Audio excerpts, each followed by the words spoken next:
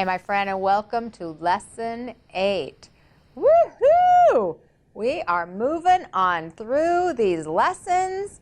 Isn't step 3 feeling good? You're making choices. I love it. I love how you are beginning to create your life. You are getting to a place where you're recognizing that you have choices, even if you're not choosing, right? You know you have choices. You're getting some clarity. You're getting clear on the fact that you got to focus on you. Not one more time, right? Do you remember that? Not one more time. You're getting to a place where you're ready to really create a new story, and not from a place of reaction, but a place of response. And I am loving it. So here we are, Lesson 8. And this is a culmination of all those choices. Sometimes it can be the hardest one. Me first. Me first. Whew. Breathe into that one. Me first. This is a big one. Are you willing to love yourself enough to put yourself on your list? To do something for you every single day? Not when you get enough time, not if everybody else is taken care of, if you have enough money, if you have enough, no. Are you willing to put yourself first on the list? Period. Why? Because you're just worthy and deserving of it. Because you choose you. And maybe you'll say, you know what, I got kids. I got parents I got to take care of. I got to go to work. But remember, you've already gone through this whole entire step about choices. So you know I'm not going to accept that. You get to choose you. And now we're talking about me first. Why me first? Well, this, my friends, is why. I want you to think about the word unconditional love. We actually have talked about that throughout all the steps in different ways. Let me break it down for you. Do you love your children unconditionally?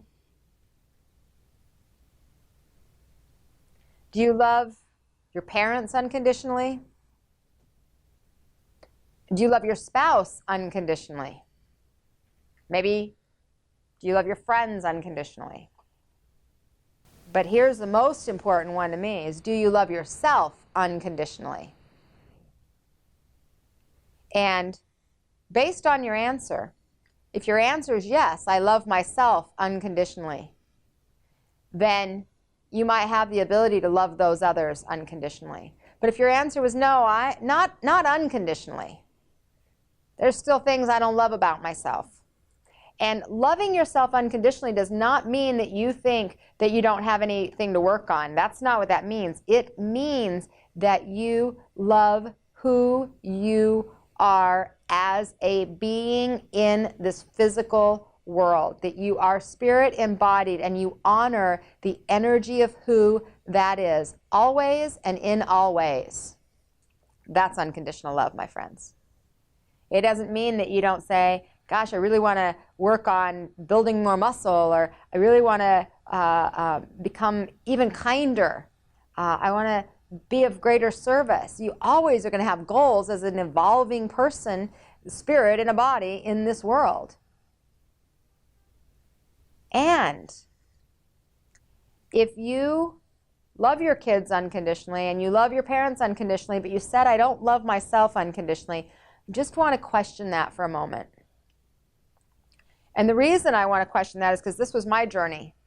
What I realized when my son was born is that I wanted to love him unconditionally.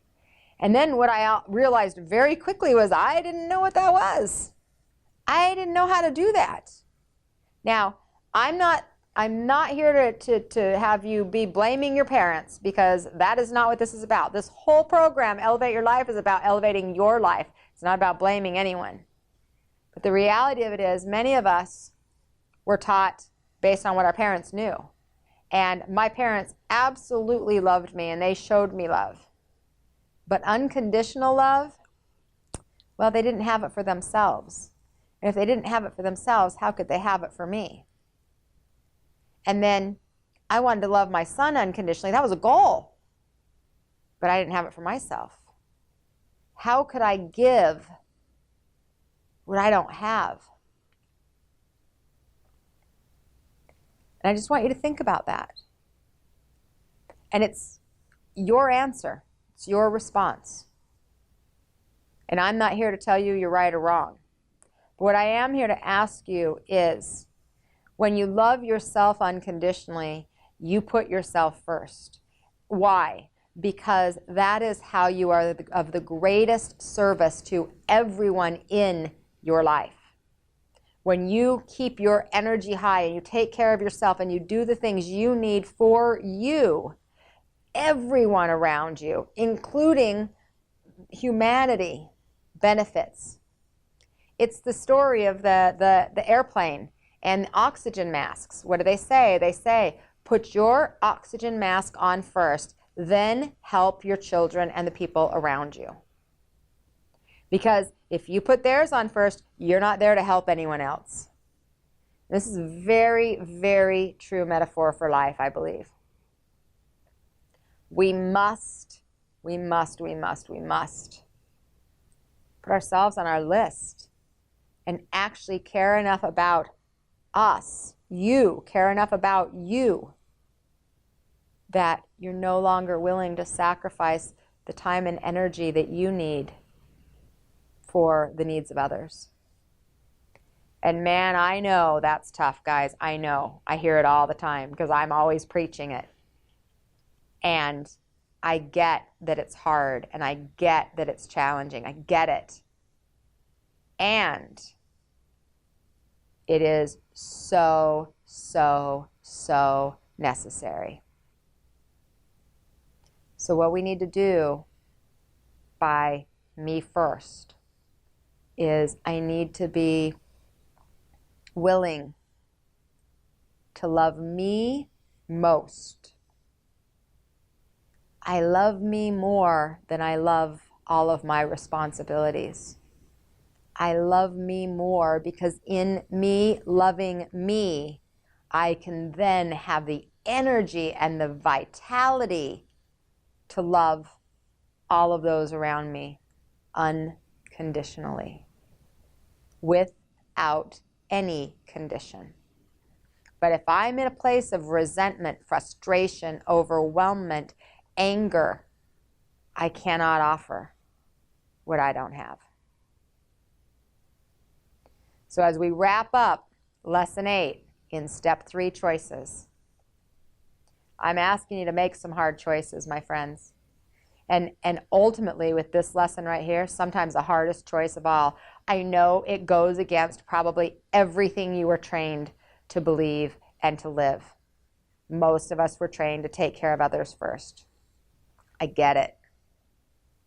But I'm just here to tell you that you being a resentful, frustrated, angry, overweight, unhealthy person because you haven't been taking care of yourself and putting yourself first, mind, body, spirit, and emotions, does no one good. And you might have to sacrifice the titles that you have either chosen, taught, or been given